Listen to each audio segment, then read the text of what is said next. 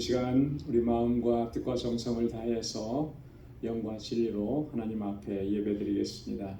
다 같이 기도하겠습니다.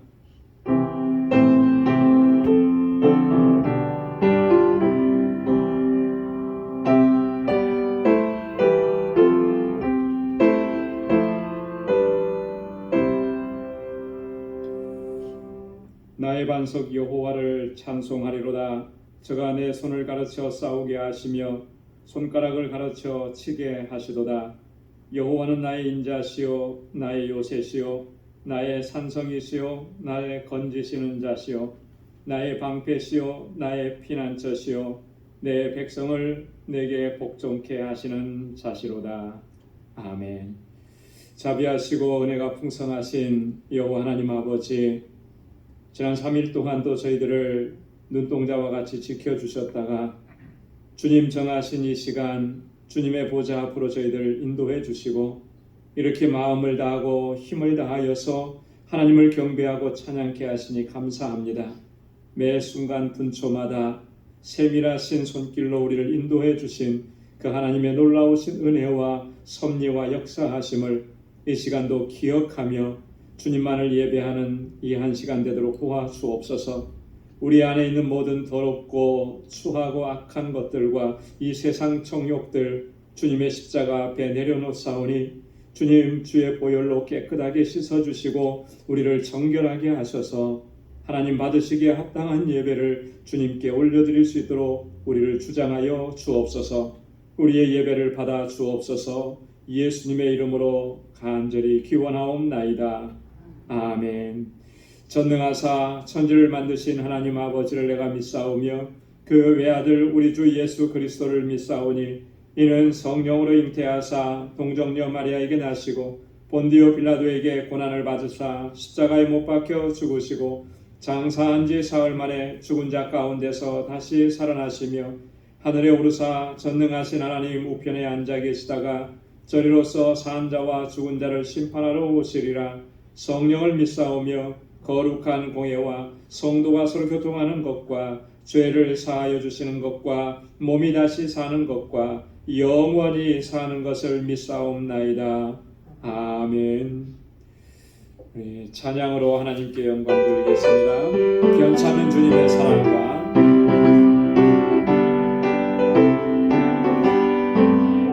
변찮은 주님의 사랑과 거룩한 보혈의 용모를 우리 다 찬양을 합시다.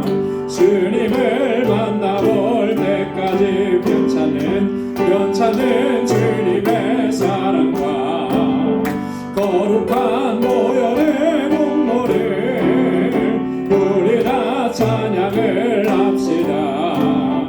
주님을 만나볼 때까지 예수는 우리를 깨끗게 하시는 주시니 그의 피 우리를 눈보다 더 위게 하셨네.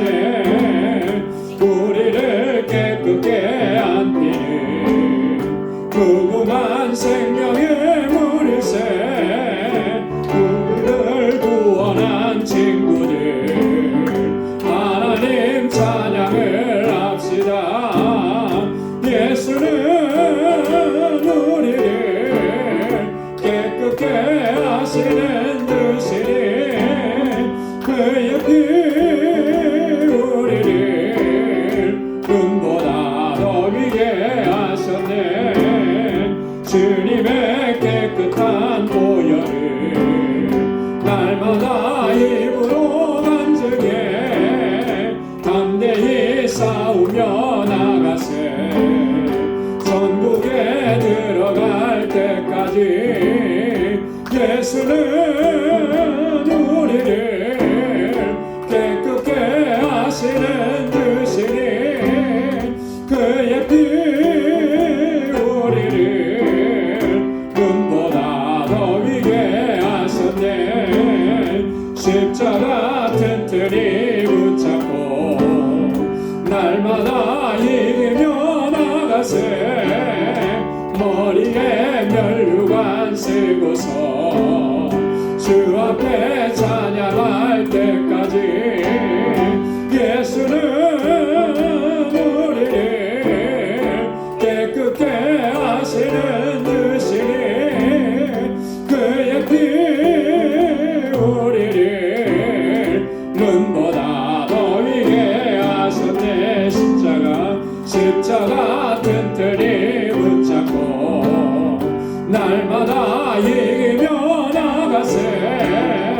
머리에 면류관 쓰고서 주 앞에 찬양할 때까지 예수는 우리를 깨끗게 하시는 듯이니 그의 피 우리를 눈보다 더 위게 하셨네. 예수는 우리를 깨끗게 하시는 듯이니 그의 피 우리를 눈보다 더 위게 하셨네. 아멘. 우리의 모든 허물과 죄악들 우리 주님의 보혈로 깨끗하게 씻어주실 줄로 믿습니다. 오늘 나온 구세주 예수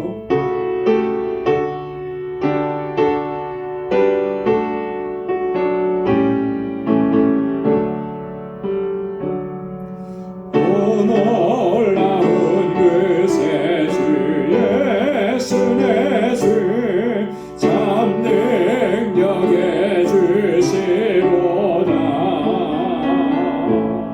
큰 바위 및 샘솟는 그곳으로 내 영혼을 숨기시네. 메마른 땅을 종일 걸어가도 나 피곤치 아니하며 저 위험한 곳 내가 이를 때면 큰 바위에 숨기시고 주 손으로 덮으시네. 오 놀라운 구세주 예수 내 주 내 모든 짐 벗기시네. 죄악에서 날 끌어올리시며 또 나에게 힘주시네. 메마른 땅을 종일 걸어가도 나 피곤치 아니하며 위험한 곳 내가 이를 때면 큰 바위에 숨기시고 주 손으로 덮으시네. 측량 못할 은혜로 채우시며 늘 성령에 감아주사 큰 기쁨 중 주님을 찬양토록 내 생활을 놓으시네. 메마른 땅을 종일 걸어가도 나 피곤치 아니하며 저 위험한 곳 내가 이를 때면 큰 바위에 숨기시고 주 손으로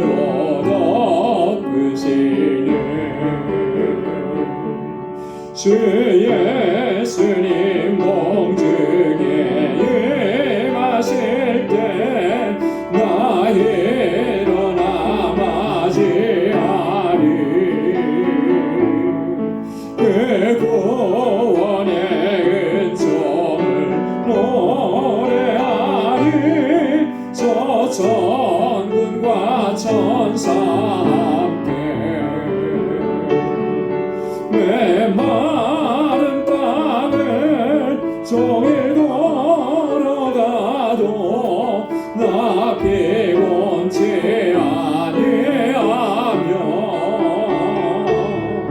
저 위험한 곳 내가 이를 때면 큰 바위에 숨기시고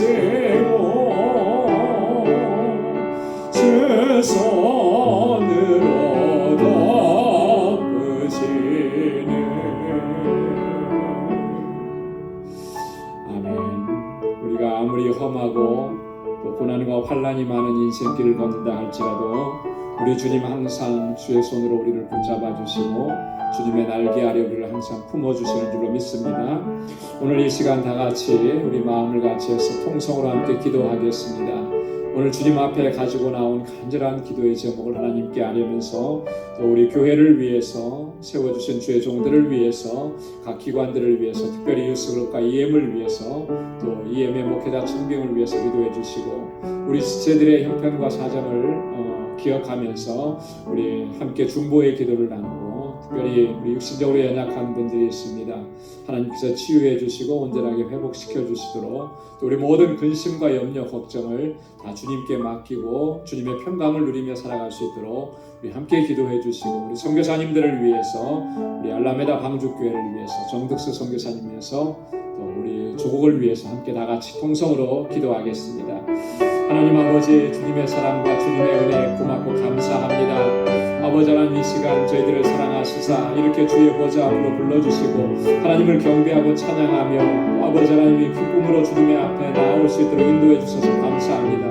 주님을 사모하는 이 마음이 더욱더 간절해지게 하시고 날마다 더욱 주님께 가까이 나아가는 저희들 되게 하여 주옵소서. 나를 구속하시고 매 순간 분처마다 은혜 베푸시며 선한 역사로 이끌어주시는 하나님의 그 놀라우신 손길을 한순간도 잊지 않도록 도와주시고 구원의 은혜에 대한 감격이 우리 속에서 조금 더 식어지지 않도록 도와주옵소서. 뜨겁게 주님을 사랑하며 아버지의 뜻을 헤아리고 주의 뜻대로 순종하며 나아가는 저희들 되게 하여 주옵소서. 우리 방주교회 아버지께서 세워주시고 아버지 하나님 이렇게 믿음의 공동체로 이끌어주심을 감사합니다. 모든 우리 권속들이 마음과 뜻을 같이 하여서 아버지의 뜻을 이루어가기에 부족함이 없게 하시고 믿음으로 역사하는 주의 종들이 되게 하여 주옵소서. 진정한 사랑의 공동체가 되게 하셔서 아버지 하나님 이 세상 가운데 주님의 사랑을 전하기에 부족함이 없게 하시고 우리의 아버지 함께하는 우리의 지체들을 돌아보며 저희를 위해서 아버지 위로하고 격려하고 아버지 그 사랑을 나누며 함께하는 저희들 되게 하여 주옵소서. 아버지 하나님 이 재단에 세워주신 하나님의 귀한 종들에게 능력과 권능으로 함께하시고 언제나 아버지 앞에 충성스러운 종으로 서게 하시고 저희의 수고와 헌신을 하나님 기억해 주셔서 아버지 이 재단이 아름답게 세워져 가도록 도와주옵소서. 아버지 하나님 이곳에서 자라는 우리 어린 심령들과 사랑하는 학생들 우리 청장년들을 붙잡아 주시고 저들이 정말 이 세대를 아버지 하나님 주님 앞으로 인도하는 귀한 사명을 잘 감당하는 믿음의 일꾼들이 다 되게 하여 주옵소서. 특별히 아버지 하나님 우리 유스그룹과 EM의 목회자를 하나님 속히 보내어 주시기 원합니다. 그리하여 저들이 말씀 안에서 사랑 안에서 아름답게 양육받기 부족함 없도록 도와주시고 날로 부흥하고 성장하도록 인도하여 주옵소서.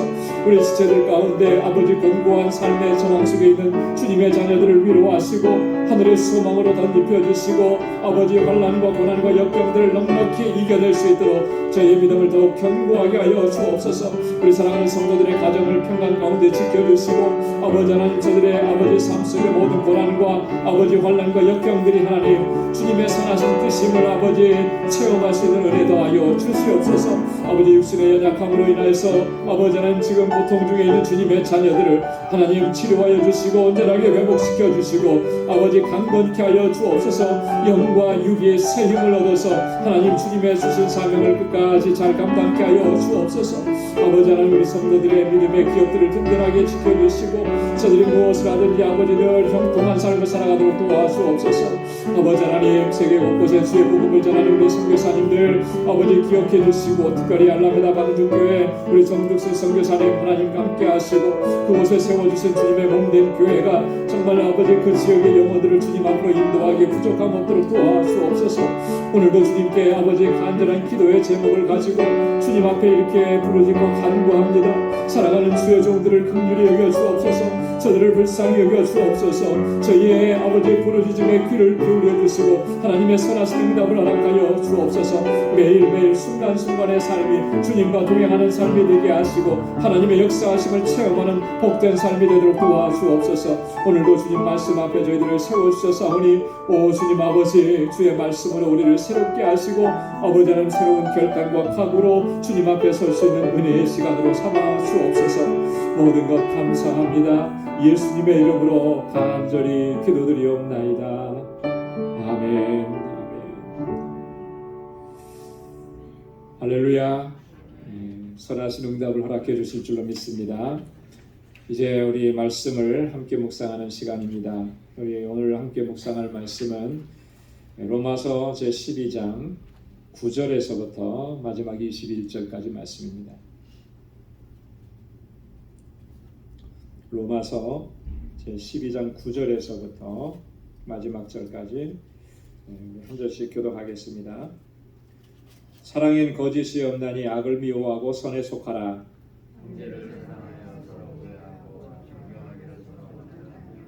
부지런하여 게으르지 말고 열심을 품고 주를 섬기라.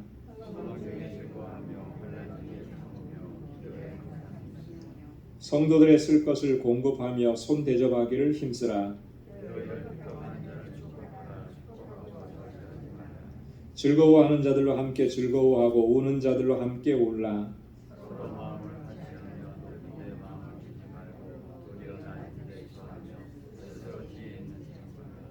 아무에게도 악으로 악을 갚지 말고 모든 사람 앞에서 선한 일을 도모하라. 내 사랑하는 자들아 너희가 친히 원수를 갚지 말고 진노하심에 맡기라. 기록되었으되 원수 갚는 것이 내게 있으니 내가 갚으리라고 주께서 말씀하시니라.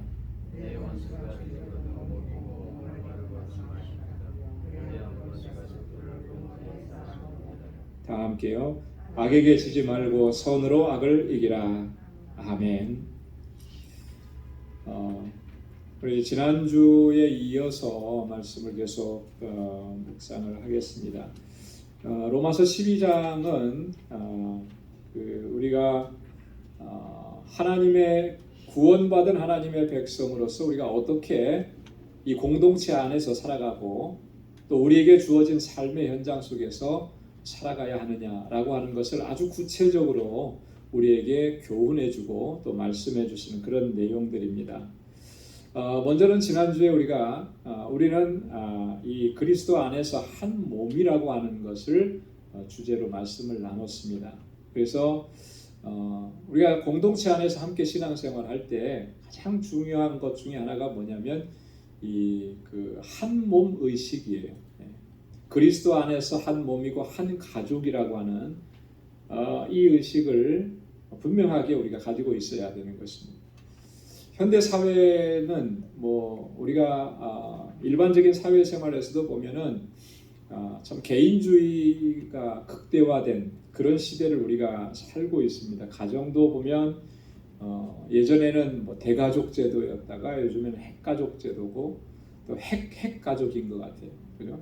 가족들이 어렸을 때는 자녀들이 이렇게 같이 모여 살지만 좀 이제 장성하면 다 이제 흩어져 살고 그래서 자녀들은 자녀들대로 부모는 부모대로 이렇게 또 나누어지는 이렇다 보니까 이 가족 의식이라는 거, 한 몸 의식이라는 게 좀 많이 약해지는 것 같아요. 그래서 식구들끼리는 내 식구 이렇게 하지만 조금만 멀어진 친척은 사실 그렇게 가깝게 느껴지지가 않는 이런 상황입니다. 그러다 보니까 교회 공동체 안에서도 사실 우리가 이렇게 가족이라는 개념을 분명하게 갖지 못하는 것 같아요. 그냥 같이 모여서 뭐 예배 드리고 또 활동할 때는 활동하고 이렇게 하지만 정말 내 옆에 있는 이분이 내 가족이다, 내 형제다, 내 자매다, 여기까지 이렇게 우리가 나가지 못하는, 그러니까 이게 좀 많이 안타까운 부분이죠.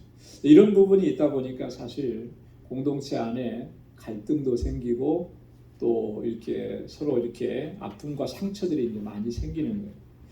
그리스도 안에서 우리가 한 몸이라고 하는 것을 항상 기억해야 합니다. 우리 몸 안에 모든 지체들이 다 하나로 연결되어 있듯이 우리 교회 공동체 안에서 서로가 다 이렇게 연결되어 있는 거예요. 그래서 한 사람이 아프면 같이 아픈 것이고요. 또 한 사람이 고통을 당하면 같이 고통을 느끼는 것이고, 좋은 일이 있으면 또 같이 기뻐하는 것이고, 그래서 이렇게 지체로서 서로 잘 섬기도록 하기 위해서 하나님께서 우리 각자에게 뭘 주셨다 그랬죠? 은사를 주셨다 그랬어요. 그죠? 은사를. 여러분, 은사를 주신 목적은 뭐라 그랬습니까? 가장 큰 목적이 뭐예요? 유익을 위해서.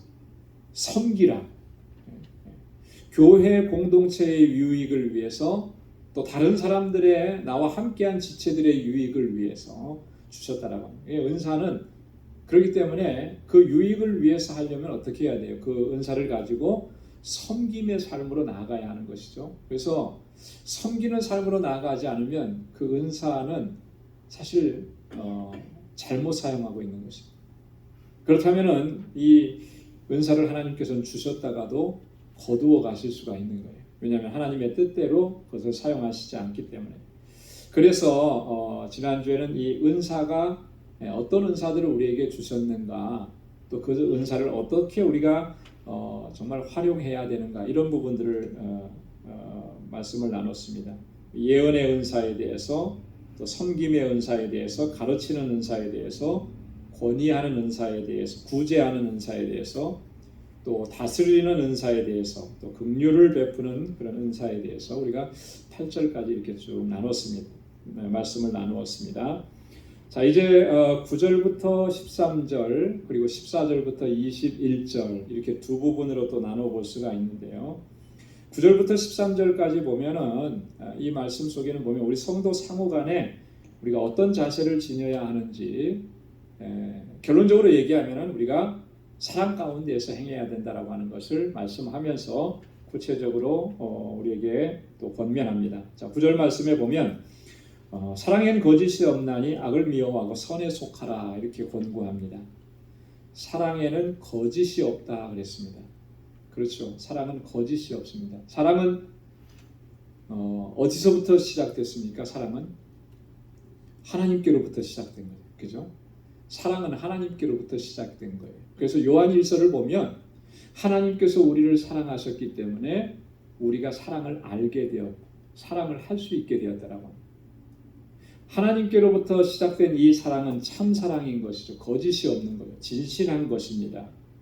여기서 거짓이 없다라고 하는 것은요, 문자적으로 보면 이런 거예요. 외식함이 없다, 위선적이지 않다라고 하는 거예요.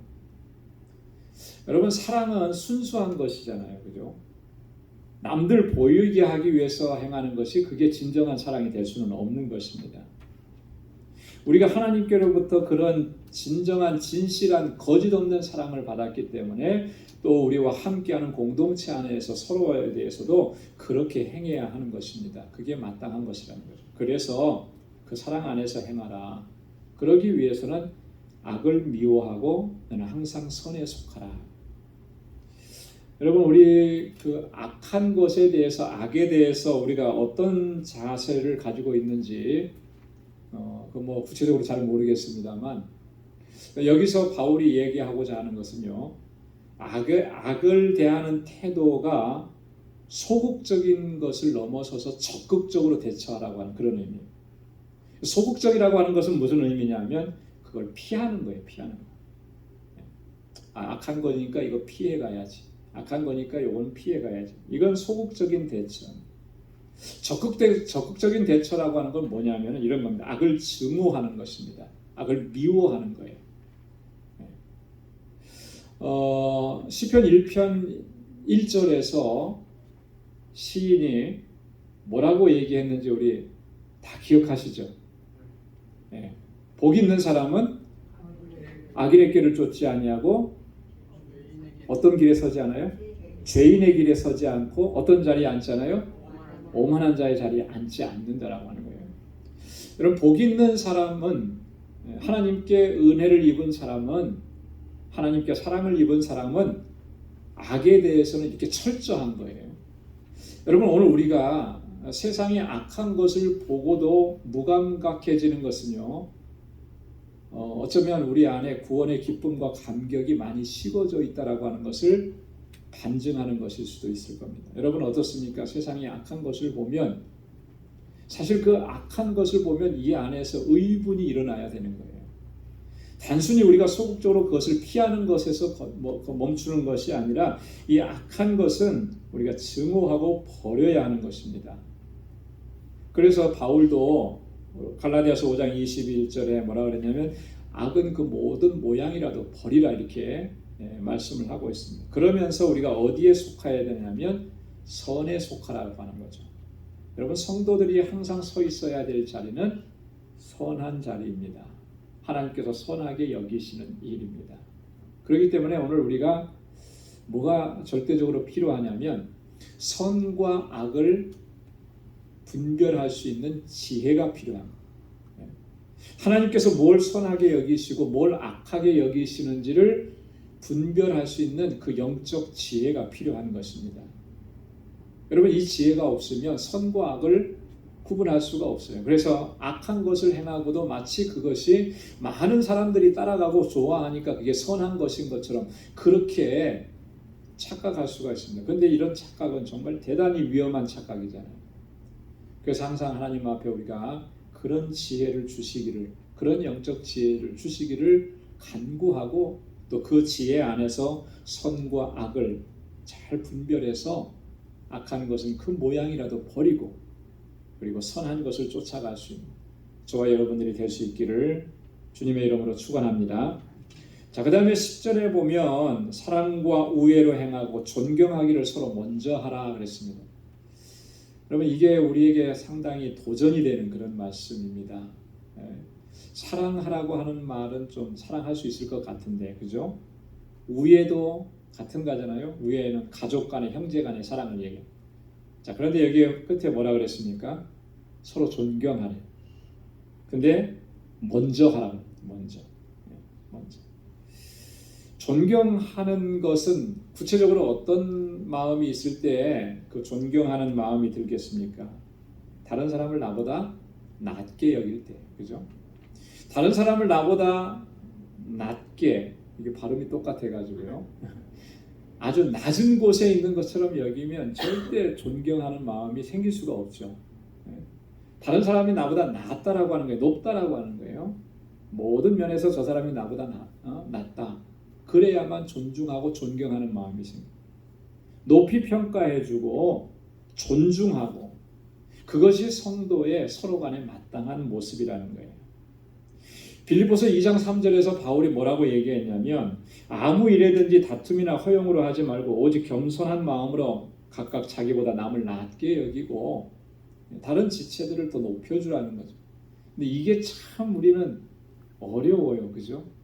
쉽지 않습니다.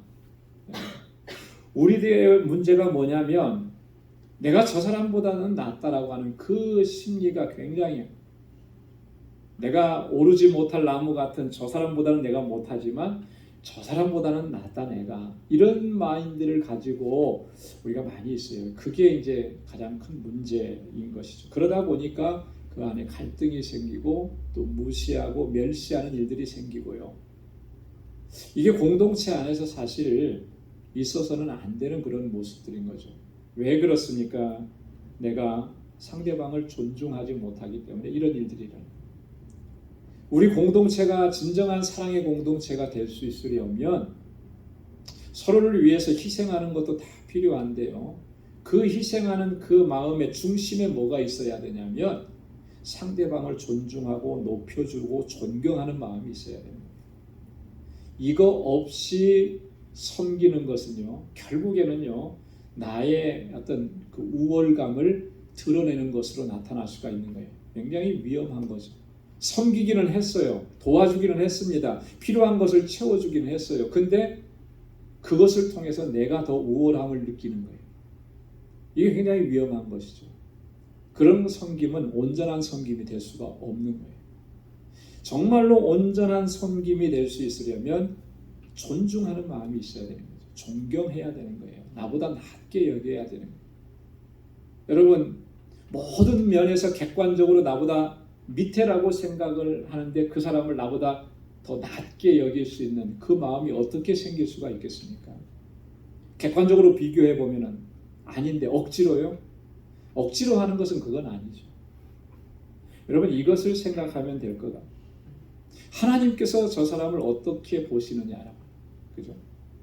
하나님께서 저를 얼마나 소중하고 귀하게 여기느냐. 정말 하나님께서 소중하게 여기고 천하보다도 귀하게 여기는 그 사람이 바로 내 옆에 있는 사람이라고 하면 내가 누구간데, 내가 감히 뭐간데 그 사람을 낮게 볼 수가 있고 그 사람을 무시할 수가 있겠느냐. 하나님께서 그를 어떻게 보시고 얼마나 사랑하시는지를 생각해야만 우리가 그를 존중하고 존경할 수가 있는 것입니다. 그것이 바로 우리 성도 상호 간에 해야 하는 자세라고 하는 거예요. 그렇게만 된다면 우리 공동체가 정말 하나님께서 기뻐하시는 아름다운 공동체로 세워져 가게 될 줄로 믿습니다. 11절에 보니까 열심을 품고 주를 섬기라 그랬습니다. 한번 따라서 해보십시오. 열심을 품고 주를 섬기라. 열심을 품고 주를 섬기라. 이게 무슨 말씀이겠습니까? 어렵지 않은 말씀이잖아요, 그죠? 열심히 주님을 섬겨라. 힘을 다해서 주님을 섬겨라. 이런 말씀인데요. 이 속에 담겨져 있는 의미는 여러 가지로 좀 생각을 해볼 수가 있습니다. 첫째는 뭐냐면, 여러분, 구원의 기쁨과 감격을 잃어버리고 타성에 젖어서 나태해지는 것, 이것을 철저하게 경계하라는 거예요. 그냥 무작정 일이니까 일만 열심히 하는 거, 그게 중요한 게 아니라 타성에 젖지 않도록, 그죠? 뭔가를 막 쫓아서 하긴 하는데 그게 그냥 타성에 젖는 모습이에요. 구원의 감격과 기쁨이 없어요. 그러면 그건 사실 열심히 하는 게 아니에요. 열심히 한다라고 하는 말은 항상 구원의 기쁨과 감격을 가지고, 그러면 항상 기쁨이 있죠. 자원하는 마음이 생기는 거예요. 어떤 일을 내가 계속 해왔기 때문에 익숙해져 가지고 타성에 젖는 거, 이거 경계하라는 것입니다. 여러분, 타성에 젖으면 그 안에는요 성령의 역사도 없고 하나님께서 세밀하게 역사하시는 것을 체험할 수가 없습니다. 근데 정말 이런 위험 속에 우리가 많이 빠져들거든요. 신앙생활 오래 했고 또 한 분야에서 내가 그 일을 오랫동안 봉사했고, 그러니까 뭐 눈 감고도 그 일을 할 수 있어요. 여러분, 그렇게 생각하면서부터는 타성에 젖는 거예요. 그러면 감격도 없죠. 기쁨도 없죠. 이게 문제가 되는 거예요. 이렇게 되지 않도록 하라는 거예요. 요한계시록 2장 4절 5절에 보면 에베소 교회에 대한 주님의, 부활하신 주님의 책망이 나오는데 주님이 책망하시면서 뭐라고 말씀하시냐면 너희 처음 사랑을 버렸느니라 그랬거든요. 그리고 나서 하시는 말씀이 그게 어디서 떨어졌는지 생각하고 회개해서 처음 행위를 가지라, 이렇게 얘기해요. 그 처음 행위라는 게 뭐겠습니까? 그 뜨거웠던 마음이죠. 감격스러웠던 거잖아요. 구원의 기쁨과 감격 속에서 하나님을 예배하고 찬양하고 주님의 몸된 교회를 섬기고 지체들을 섬겼던 거, 그거잖아요. 오늘 우리도 그렇지 않습니까? 처음에 그 뜨거웠던 열정들, 감격스러웠던 것들, 우리가 신앙생활 하면서 30년, 40년 평생 생활하면서 그게 정말 여전히 뜨겁고 여전히 감격스러우냐는 거예요. 얼마나 많이 식어졌느냐는 거죠. 그게 식어지기 시작하면은 모든 것이 타성해졌는 거예요. 그러면서 정말 주님의 그 참된 사랑에서부터 자꾸 멀어지는, 그리고 신앙생활이 그냥 종교생활이 돼버리는 거예요. 이게 위험한 거죠.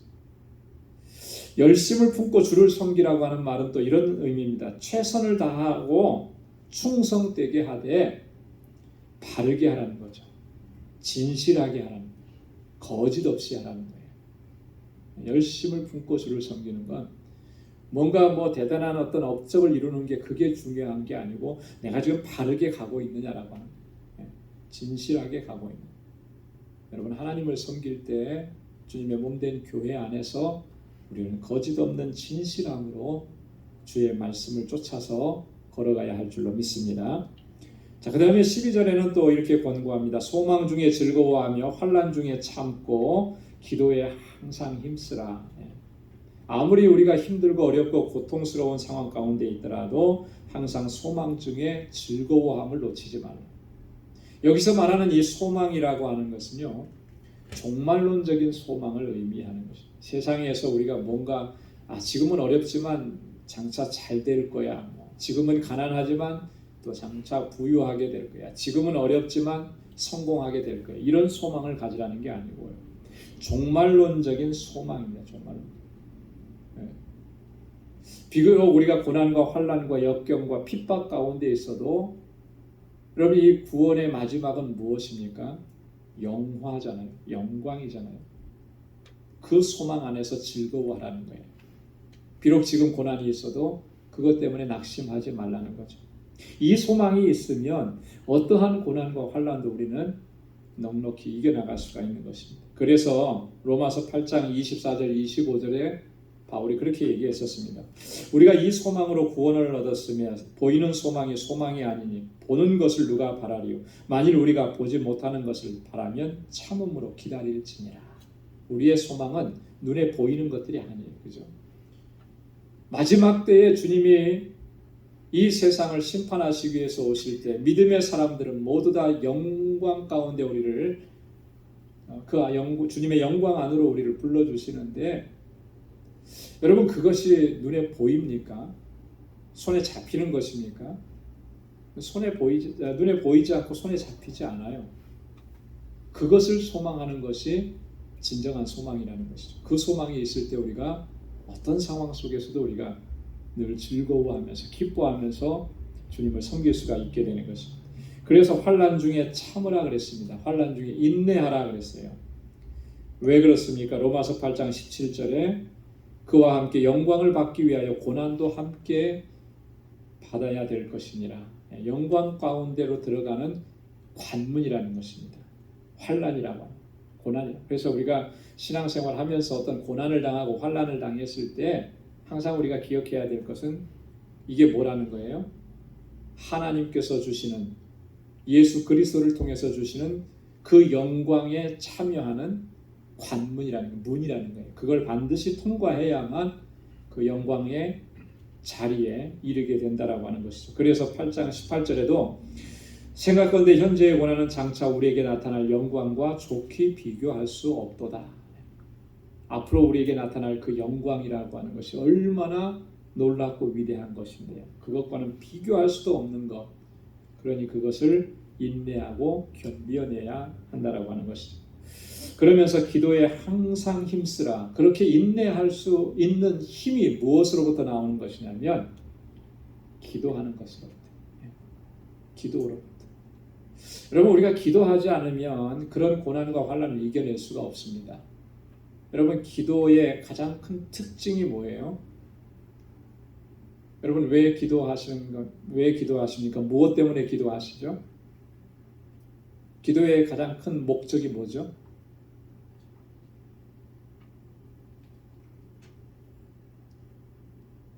제가 너무 어려운 질문을 드렸네요. 여러분, 왜 기도하세요? 하나님의 뜻을 알고자. 아마 하나님의 뜻을 알고자 기도하시는 분들은 많지는 않은 것 같아요. 대부분의 우리 기도는 뭐죠? 하나님한테 요청하는 거예요. 그죠? 요구하는 거예요. 뭐 해달라, 뭐 해달라. 근데 사실 그게 기도의 본질적인 그런 목적이 되어서는 안 되는 거죠, 사실. 여러분, 하나님의 뜻을 구한다라고 하는 것은 결국 그게 뭐냐면 하나님과 교제하는 거예요, 교제. 그죠? 하나님의 무슨 마음, 하나님의 마음이 뭔지를 알려고 기도하는 것은 하나님의 마음을 아는 것은 하나님과 교제하기 위함입니다. 그래서 기도의 가장 첫 번째 목적은 하나님과 교제하는 것입니다. 하나님과 동행하는 거예요. 그렇기 때문에 기도하는 사람만이 이런 고난과 환난들을 이겨낼 수가 있어요. 근데 기도의 목적이 달라져 버립니다. 마치 하나님 앞에 무슨 청구서를 내밀어서 하나님 이렇게 해주십시오 라고 하는 것만 가지고 끝나버리면 아무리 기도 많이 해도요, 우리가 이런 환난들을 이겨낼 수가 없는 거예요. 주님과의 그런 교통함이 없는데 어떻게 주님께서 주시는 능력을 덧입고 이런 환난을 이겨낼 수가 있겠습니까? 기도에 항상 힘쓰라고 하는 것은 바로 그런 거예요. 주님께서 주시는 능력으로, 주님과의 교제를 통해서 주님께서 주시는 능력으로 이 모든 고난과 환난들을 넉넉히 이겨낼 수가 있기 때문에, 그래서 항상 기도에 힘쓰라 그랬어요. 마태복음 26장 41절에 주님이 뭐라고 말씀하셨습니까? 시험에 들지 않게 깨어 있어 어떻게 하라고요? 기도하라. 기도. 그래야 시험을 이겨낼 수가 있기 때문에 그런 것이죠. 자, 그 다음에 마지막으로 13절에는 성도들의 쓸 것을 공급하고 손대접하기를 힘써라 그랬습니다. 공동체 안에서 그 지체들의 경제적인 물질적인 어려움들을 통찰하고 돌아보고 그 어려움에 함께 동참해야 합니다. 여러분, 이것도 우리 그리스도인들의 책임이고 또 의무입니다. 우리 지체 안에서 그런 어려움을 가지고 있는 분들을 살피는 것, 우리가 해야 할 일이에요.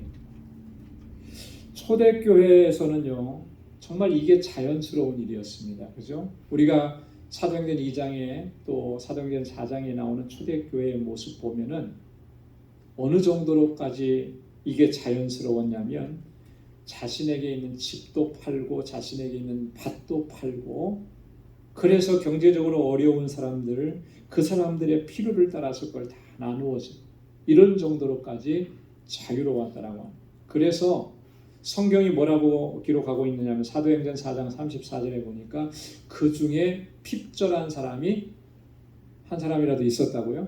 없었다고요. 한 사람도 핍절한 사람이 없어요. 놀라운 일 아니에요, 그죠?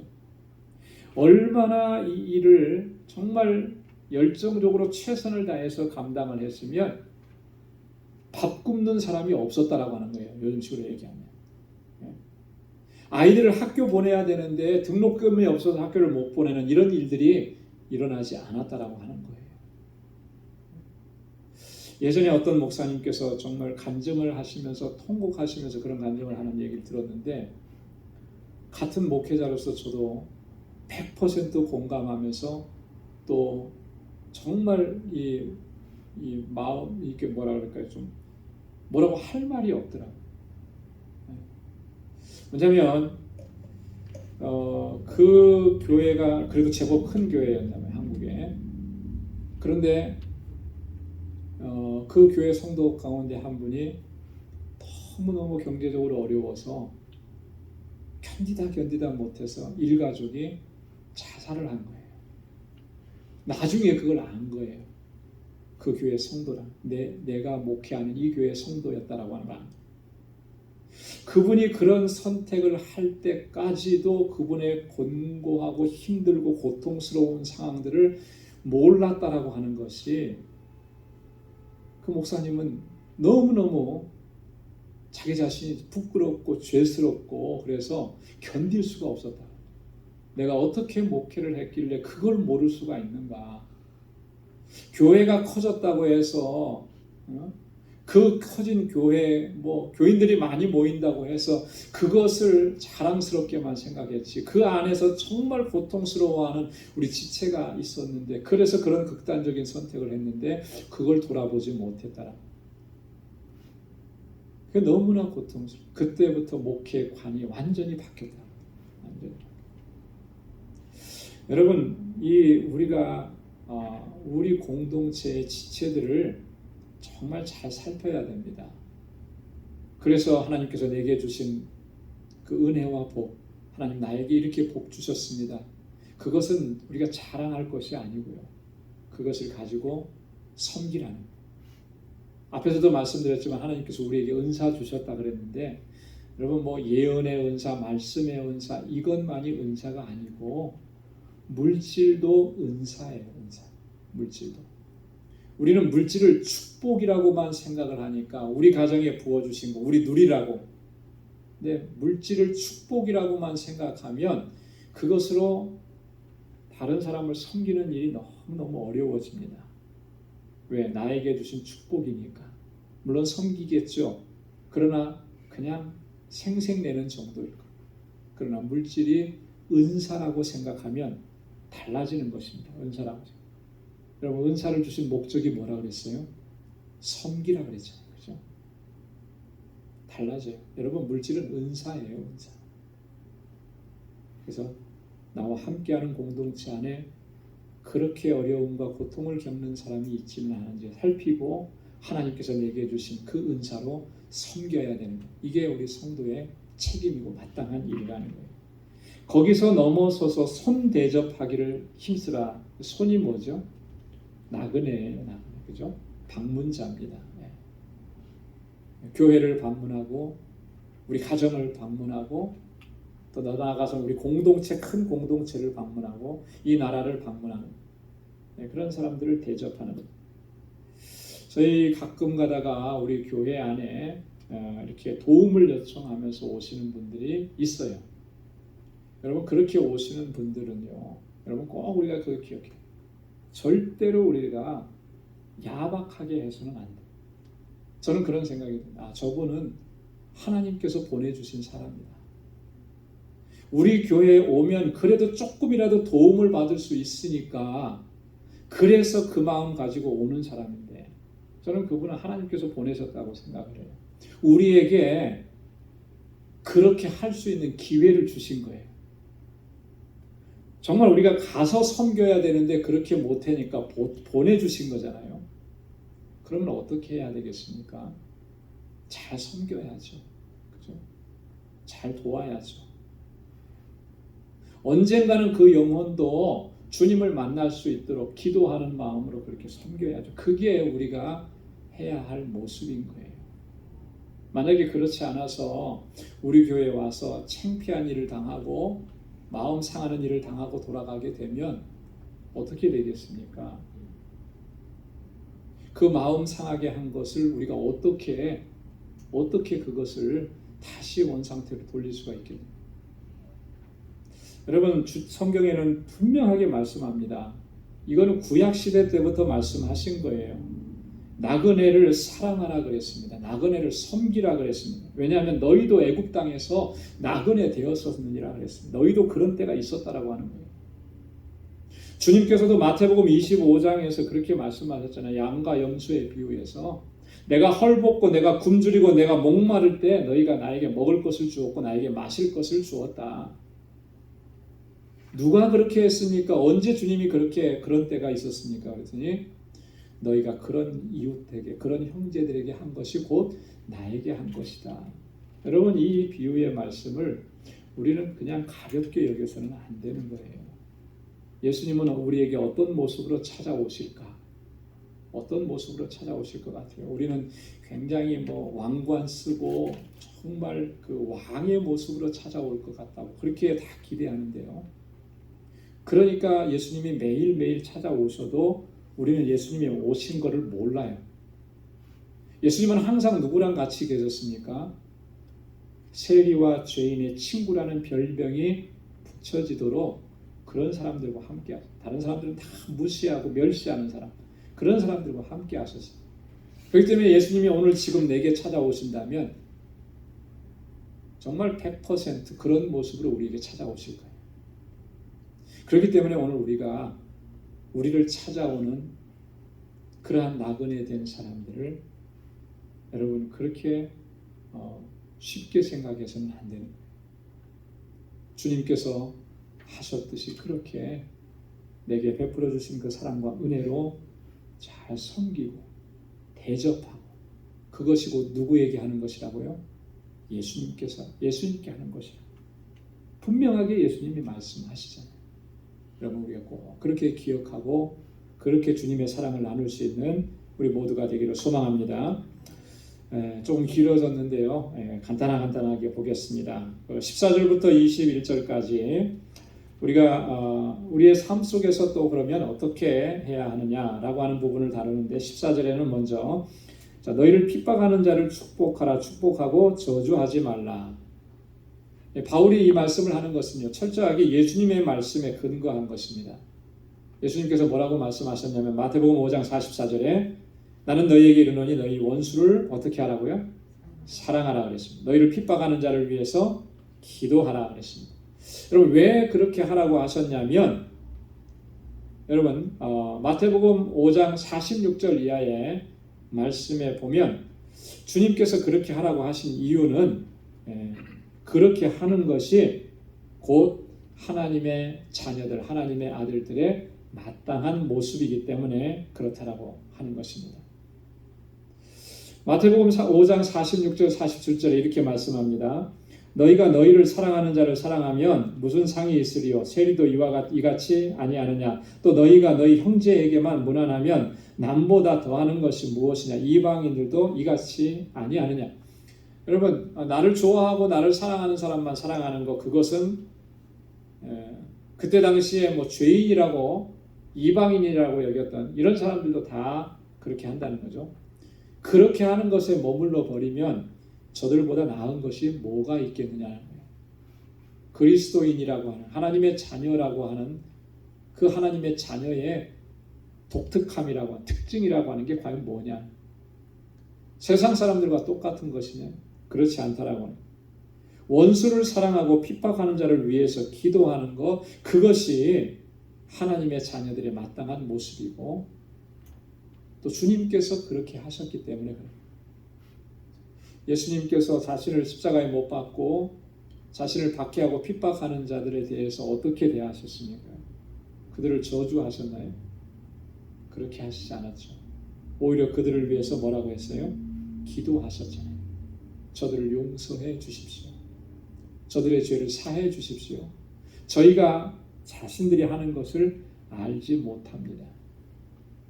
여러분 주님께서 그렇게 하셨기 때문에 오늘 우리가 그렇게 하는 것이 마땅한 거예요. 그래서 오늘 우리에게 그렇게 권고하는 겁니다. 우리를 힘들게 하고 고통스럽게 하는 그런 사람들이 가끔씩 있죠. 속상하기도 하고 화가 나기도 하고 그래서 그를 향해서 막 온갖 그런 어떤 겉으로는 표현하지 못하니까 속으로 미워하는 마음 갖고 저주하고 여러분 그거는요 하나님의 자녀들에게는 마땅한 모습이 아닌 거예요.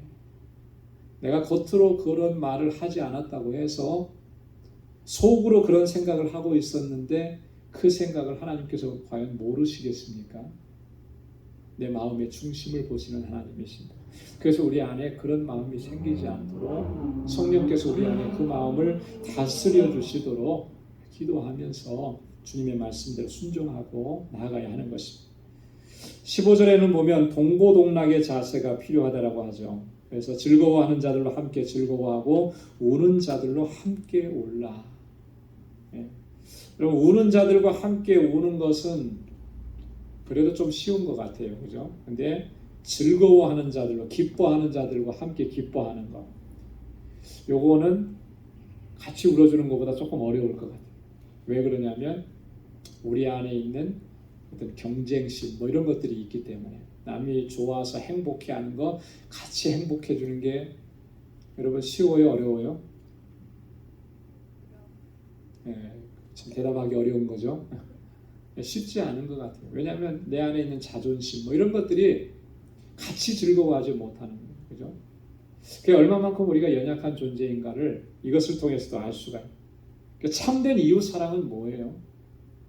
참된 이웃 사랑이라고 하는 것은요 슬픔과 기쁨에 대해서 공감대를 형성하는 게 그게 진정한 이웃 사랑. 사랑이라고 하는 게 뭡니까? 진정한 사랑은 공감하는 거잖아요. 공감하는. 슬플 때 같이 슬퍼해주고 기쁠 때 같이 기뻐해주고 그렇게 공감할 수 있는 능력 그것이 진정한 사랑인 것입니다.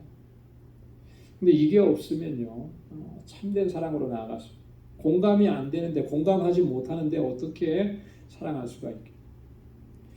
현대 사회가 그런 것 같아요. 공감 능력이 많이 떨어지는 그런 사회. 그 시대에 우리가 살고 있습니다. 그래서 누가 아파해도 같이 아파할 줄 모르고요. 그죠?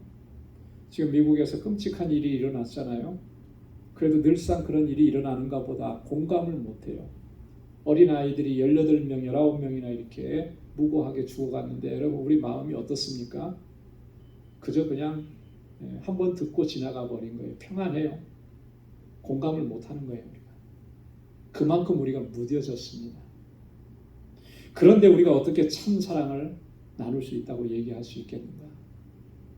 여러분 공감 능력이 회복되어져야 됩니다. 그래야 여러분 즐거워하는 자들로 함께 즐거워하고 우는 자들로 함께 울 수가 있는 것입니다.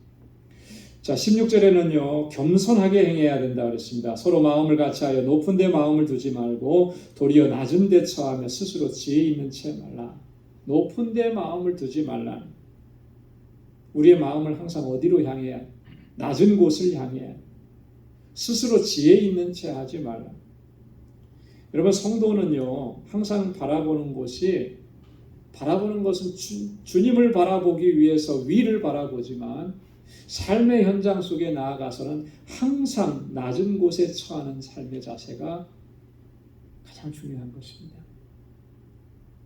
자꾸요 이렇게 높은 곳을 바라보고 높은 자리, 명예를 얻는 곳, 지위를 얻는 곳 이것을 쫓아가는데 이게 얼마나 우리를 위험하게 만드는지 그것 때문에 우리가 정말로 온전한 믿음의 길에서 떨어지게 된다. 이런 마음 자세가 바꿔지지 않으면 정말 참된 믿음으로 걸어가기가 어려운 것입니다. 항상 우리의 마음은 낮은 곳을 향해서 겸손해. 교만한 마음과 헛된 야망을 제어할 수 있어야 되는 것입니다. 그래서 고통당하는 이웃과 함께하고 그들을 위로하고 격려하는 그 삶의 자리에 우리가 있어야 하는 것이죠. 그 자리가 어떤 자리냐 하면 주님께서 계셨던 자리입니다. 스스로 지혜 있는 채 말라 그랬습니다. 한마디로 말해서 똑똑한 채 하지 말라. 부자인 채 하지 말라. 자랑하지 말라. 우월의식을 철저하게 배격하라. 여러분 기독교 역사에서도 보면요. 유대인들도 마찬가지고요. 우리 기독교 역사도 마찬가지고 내가 유대인이라는 것 때문에 얼마나 유대인들이 우월의식을 가지고 살아요. 아마 그런 의식은 지금도 존재하는 거예요. 선민의식. 기독교인들도 마찬가지입니다. 여러분 기독교인들이 과거에 가지고 있었던 생각은요. 그런 어떤 우월의식감, 우월감이 아주 대단했습니다. 그래서 그런 것이 어떤 식으로까지 표현되느냐 하면 대륙을 침범하고 나라를 침범하고 식민지로 만들고 수탈하고 빼앗아가고 이런 일들이 그게 주님의 이름으로 그런 일들을 행했었어요. 무슨 생각이 있었기 때문에 그런 거예요. 나는 하나님의 은혜를 받았고 하나님의 축복을 받았고 하나님의 선민이라고 하는 그런 의식이 있으니까 그렇지 못한 사람들에 대해서 그렇지 못한 나라에 대해서 수탈하고 공격하고 빼앗고 그래서 지금 중남미가 다 그런 어떤 아픈 역사들을 갖고 있는 거 아니겠어요? 오늘 우리에게는 그런 마음이 없느냐? 오늘날 그리스도인들에게는 그런 생각을 가진 사람이 없느냐? 많이 존재하는 것 같아요. 미국 땅에도 보면 그죠? 이 땅에 보수적인 그리스도인들 가운데 그런 생각을 가진 사람들이 적지 않게 있다는 것이 너무나 놀라운 일이에요. 이게 얼마나 무서운 일인가. 우리는 끝까지 겸손해야 합니다. 가장 낮은 곳에서 우리 죄인들을 섬겨주셨던 주님처럼 정말 주님을 따르는 사람이라면 우리도 그 길을 걸어가야 하는 거죠. 그 다음에 17절에 악으로 악을 갚지 말고 선한 일을 도모하라. 여러분 여기 보면은 아무에게도 모든 사람 앞에서 이런 표현이 나옵니다. 예외가 없다라고 하는 그런 말이죠. 악으로 악을 갚지 말라.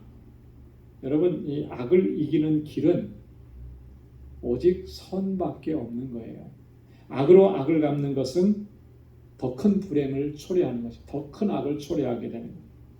보복이라고 하는 거, 참 내가 그런 일을 당했을 때 억울하죠. 그래서 내가 그것을 보복하죠. 그러면 그걸로 끝나지 않죠. 보복은 또 다른 더 큰 보복을 끝나지 않는 거예요. 영원히 끝나지 않는 거예요. 그렇게 해서는 문제가 해결될 수 없는 거예요. 여러분, 이런 일들은 선으로 행하는 길밖에 없는 거예요. 지금 내가 고난이 있고 지금 내가 억울한 일을 당해도 끝까지 선을 행하는 것을 놓지 않을 때 결국에는 승리할 수가 있게 되는 것입니다. 그래서 우리가 성경을 통해서 보면 여러분이 다윗이 어떠했습니까? 다윗에 대한 사울은 끝까지 악하게 행했어요. 사울에 대한 다윗은 끝까지 선하게 했습니다. 마지막에 사울이 다윗을 가리켜서 뭐라고 합니까? 너는 나보다 의롭도다. 결국에는 선이 이긴 거예요. 선이 이기는 것이지 악을 대항하기 위해서 더 불의하고 더 악한 것으로 결코 그것을 이길 수가 없는 것이다. 또 이어서 보면은 18절에 모든 사람으로 더불어 어떻게 하라 그랬습니까? 화평하라. 할 수 있거든 너희는 모든 사람으로 더불어 평화하라 그랬습니다. 왜 그렇습니까? 왜 그렇게 해야 되는 거죠? 우리 하나님의 자녀들이기 때문에, 하나님의 자녀이기 때문에. 마태복음 5장 9절에 팔복에서 뭐라고 말씀하셨어요? 화평케 하는 자는 복이 있나니 저희가 무엇라고 일컬음을 받는다고요? 하나님의 아들이라 일컬음을. 그러니까 거꾸로 얘기하면 너희가 하나님의 아들들이기 때문에 어떻게 해야 되는 거예요? 화평케 해야 된다. 예. 모든 사람으로 더불어 평화하는 것, 그것이 바로 하나님의 자녀들의 의무라고 하는 거예요. 원수를 친히 원수 갚지 말고 모든 것을 하나님께 맡기라 그랬습니다. 내 사랑하는 자녀들아 너희가 친히 원수를 갚지 말고 진노하시며 맡기라. 기록되었을 때 원수 갚는 것이 내게 있으니 내가 갚으리라고 주께서 말씀하시느니라. 여러분, 우리가 아무리 억울한 일 당해도요, 우리가 그런 생각은 하지 말아야 돼요. 원수 갚겠다라고 하는 거. 원수 갚아주는 것은 누가 하시는 거라 그랬어요? 주님께서 하신다 그랬습니다. 주님께 다 맡기라는 거예요. 이게 무슨 말이냐고 하면 공의의 하나님을 철저하게 신뢰하라고 하는 그런 말. 공의의 하나님. 여러분, 하나님을 공의의 하나님이시라고 하는데 그 공의의 하나님이시라고 하는 것이 어떤 의미입니까? 하나님은 불의한 일들을 결코 그냥 넘기시지 않는다는 거예요. 불의한 일에 대해서는 반드시 하나님께서 심판하신다라고 하는 거예요. 그게 바로 하나님의 공의라고 하는 거예요. 그래서 우리가 하나님의 공의를 신뢰하면 하나님께 맡길 수가 있는 거예요. 근데 공의의 하나님을 신뢰하지 못하면 어떤 모습이 나타납니까? 내가 원수를 갚으려고 하는 거죠. 내가 심판자가 되려고 하는 거예요. 그것은 또 다른 측면에서 보면 나는 억울한 일을 갚는 것 같지만 하나님께서 하실 일을 우리가 침범하는 거예요. 오늘 여기서 뭐라고 말씀했습니까? 원수 갚는 것은 누구에게 있다고요?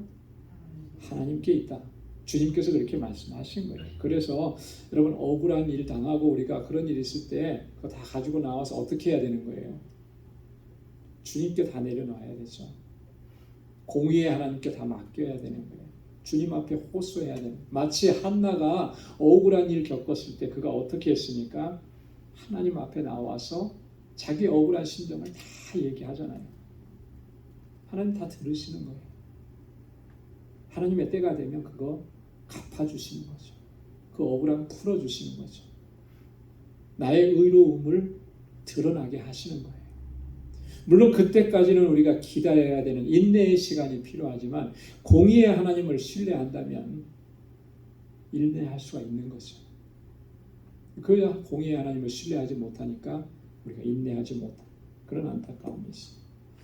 자, 마지막에 보면 악에게 지지 말고 선으로 악을 이기라. 다시 한번 결론으로 얘기합니다. 악에게 지지 말고. 여러분, 악에게 지는 것은 어떻게 하는 게 악에게 지는 것이겠습니까? 악을 악으로 갚으려고 하는 게 악에게 지는 거예요. 그렇죠? 선으로 악을 이기라. 악을 이기는 길은 오직 하나밖에 없습니다. 끝까지 선을 놓지 않는 거예요. 끝까지 선을 놓지 않는. 그럴 때 주님께서 주시는 승리를 경험하게 될 줄로 믿습니다.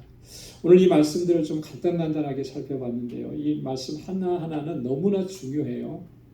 그렇기 때문에 여러분 한 주간 동안 이 말씀을 한 구절 한 구절 이렇게 또박또박 정리하면서 좀 깊이 묵상하시고 가슴에 새길 수 있기를 바랍니다. 그러면 정말 내가 어떻게 행해야 할지를 다시 한번 우리가 배우게 되고 또 깨닫게 되는 거예요. 그래서 정말 하나님께서 기뻐하시는 또 하나님의 자녀다움을 우리가 잃지 않고 하나님의 자녀답게 이 세상을 살고 또 그렇게 하나님의 영광을 위해서 살아가는 우리 모두가 될 수 있기를 주님의 이름으로 축원합니다. 기도하겠습니다. 하나님 아버지 감사합니다. 오늘도 이렇게 저희들을 또 주님을 경배하고 찬양하며 하나님의 귀한 말씀을 또 듣게 해주셔서 감사합니다. 우리 귀로 듣는 것으로 끝나지 않게 하시고 이 말씀 하나하나가 우리의 가슴에 새겨지도록 주님 역사하여 주옵소서. 그래서 언제나 주의 말씀대로 순종하며 믿음으로 살아가는 저희들 되게 하시고 정말 하나님께서 우리를 자녀 삼아주시고 하나님의 귀한 백성으로 삼아주신 그 뜻을 온전하게 우리의 삶을 통해서 이루어갈 수 있도록 도와주옵소서. 우리 방주의 모든 권속들을 항상 눈동자와 같이 지켜주시고 우리의 삶이 비록 고난이고 환난이고 광야와 같은 삶이라도 하나님 소망의 주님을 바라보고 소망의 끈을 놓지 않고 인내하게 하시고 이겨내게 하시고 승리하게 인도하여 주옵소서. 이제는 우리 주 예수 그리스도의 무한하신 은혜와 하나님 아버지의 크고 놀라우신 사랑과 성령의 위로 교통 충만하심의 역사가 하나님의 자녀답게 살아가기로 결단하는 우리 방주의 모든 믿음의 권속들과 저들의 가정과 직장, 생업의 터전 위에 이제로부터 영원까지 함께 하시기를 간절히 축원하옵나이다. 아멘.